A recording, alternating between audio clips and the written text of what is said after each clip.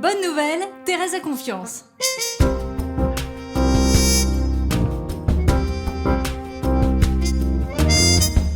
Heureusement, parce que hier, Miss Aventure était perdue. Depuis son retour des JMJ, elle a beaucoup de mal à atterrir. Ah bah c'est l'angoisse totale.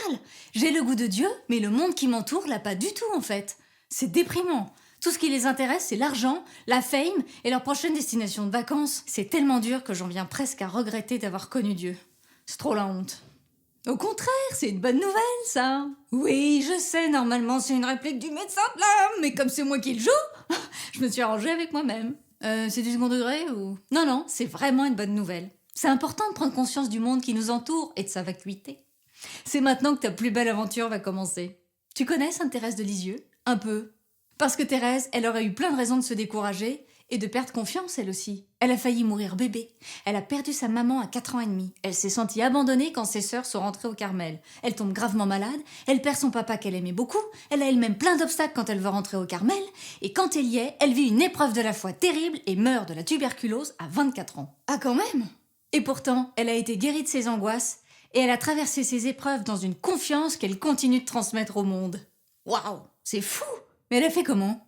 2 choses. D'abord, elle n'a jamais quitté des yeux l'horizon de sa vie. À ton avis, c'était quoi? Ah bah c'est sûr que c'était pas compter son nombre d'abonnés sur Instagram.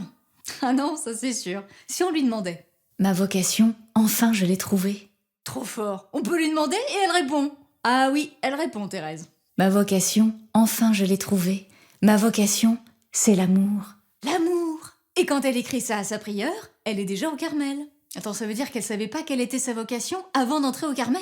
Jésus l'a d'abord appelée au Carmel. Elle a dit oui, et ensuite il lui a révélé la profondeur de sa vocation. Ça s'est fait en 2 temps.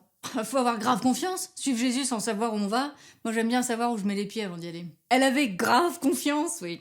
Mais elle savait qu'en suivant celui qui est la source de tout, elle se tromperait pas de chemin. Et la deuxième chose qu'elle a faite pour traverser les épreuves, c'était quoi? Elle a compris que plus elle restait petite, plus Jésus venait à sa rescousse.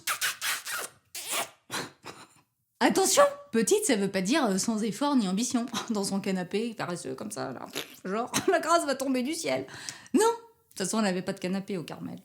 Elle avait simplement conscience qu'elle était un petit oiseau qui ne volerait pas bien haut de ses propres ailes. Mais elle savait qu'en chantant son amour à Jésus, l'aigle royal viendrait la prendre pour voler sur ses propres ailes. C'est-à-dire, aime tout ce que tu peux aimer, même si c'est petit. Espère tout de celui que tu aimes. Il vient toujours. Waouh!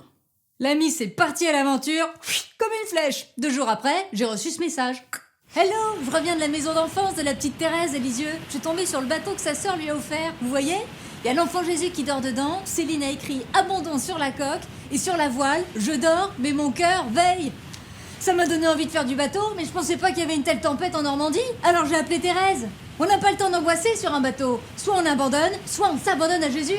Alors j'ai réveillé Jésus, je lui ai dit Jésus, j'ai peur, mais j'ai confiance en toi. Et ben la tempête, off, terminé. Faut faire son choix direct, mais ça marche de ouf. Sauvé. Moi aussi j'angoissais quand mon inspiration criait Dieu sur toutes mes pages. Mais quand j'ai choisi de ne plus vivre par peur, mais par amour, Jésus m'a donné la force d'annoncer des bonnes nouvelles. Rien que la confiance. Merci Thérèse. Alors la prochaine fois que c'est la tempête, réveille Jésus. Partage la bonne nouvelle!